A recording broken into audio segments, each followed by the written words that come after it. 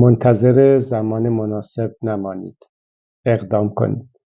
منتظر عشق نمانید، احساسش کنید. از شکست نترسید، ازش استفاده کنید. منتظر مسیر نباشید، ایجادش کنید. منتظر فرصت نباشید، خلقش کنید. کم قانون باشید، ها رو به دست بیارید. مقایسه نکنید، منحصر به فرد باشید. با بدشانسی ها نجنگید، تغییر وضعیت بدید.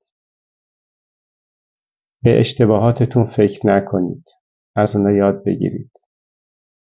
عقب نشینی نکنید، عبور کنید. چشمهاتون رو نبندید، ذهنتون رو باز کنید. از زندگی نگریزید، اون را بپذیرید. زیبا زندگی.